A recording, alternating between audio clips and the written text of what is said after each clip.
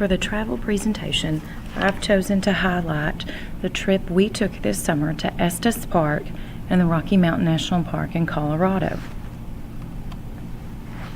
We would be traveling from our home in Amity to just north and west of Denver to Estes Park and the entrance of the Rocky Mountain National Park. Travel options would include by airplane, which would depart Little Rock to Denver via Atlanta and cost $612.60 per person. So that's a little more expense than we would have wanted to incur. We chose to travel by car, 990 miles, and take approximately 14 hours and 50 minutes with a cost of $60.10 in gas. Along the trip, we would make 2 nightly stops before reaching Estes Park. Those nights we chose to stay in local hotels, Hampton Inn, Marriott Courtyard. While in Estes Park, we chose the Timber Creek Chalets, a cabin that housed all 5 of us, and an average cost of $299 per night. Along the way, we visited the American Girl store in Denver, Colorado, the Wings Over the Rockies Museum just outside of Denver, with admission for adults being $12.50 and for children being $6. One of the highlights of this particular museum was the X-Wing fighter from the Star Wars movies. This was a big hit for Paige, Parker, and Dale as we traveled. We also visited the Denver Museum of Nature and Science in downtown Denver. Ticket prices there were adults for $16.95, children for $11.95. Not far from the Denver Museum of Nature and Science, you also could visit the Denver Zoo as well as the Denver Botanical Gardens, although we chose not to visit those 2 locations on this trip. They are well worth it. We've done it in the past. From Denver, we then traveled to Boulder, Colorado, where we were able to hike to the Flatirons through the Chautauqua Park. This particular hike, it's recommended that you do early in the morning if it's in the summer. We were traveling during the last part of June, first part of July, so definitely want to do this one early in the morning.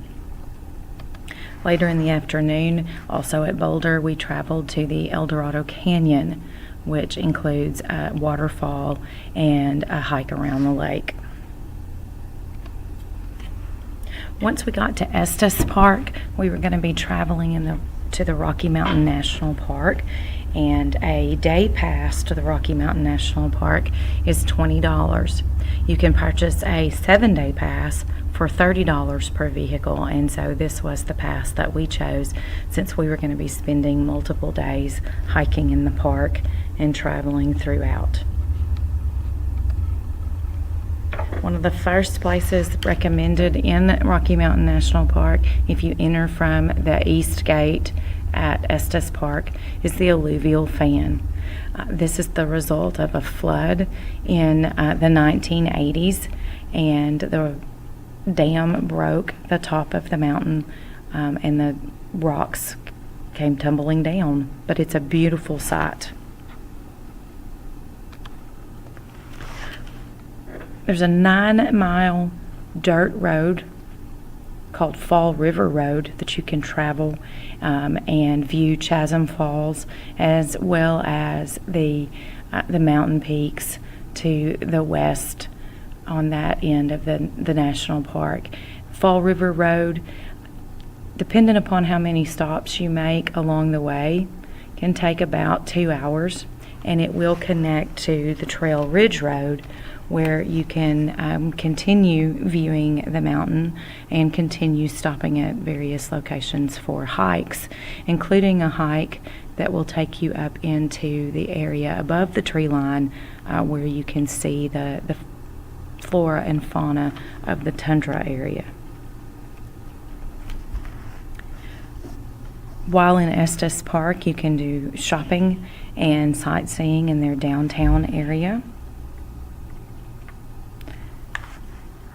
There are a multitude of choices of restaurant all along the downtown, including Chilitos, which is a Mexican-American style, Penelope's Burgers and Fries, the Grub Steak Restaurant, which is well known for its buffalo burgers, Bob and Tony's Pizza. All of these range in price roughly from $12 to $25 per person, and there really is a choice variety for everyone. We did choose to picnic through the park as we were traveling through the national park and hiking on the trails, climbing up some of the peaks. And so for lunch and a couple of evening meals, we did choose to picnic, roughly $25 to $35 per meal. One thing to remember in the park is that what you bring in, you are required to take out. All trash has to be handled very carefully because of the wildlife, and in particular the bears, because the bears are well known to try to take whatever they can from campers and hikers and from the trash, so you have to be extremely careful about what's left. We didn't see bear this particular trip. We did, however, come across several elk as well as the moose, and Anna and I found this particular little squirrel at one picnic site near the Alluvial fan, and we had a good time watching him. Other nature that we enjoyed throughout the trip, of course, were the waterfalls, the aspen trees, and the wildflowers.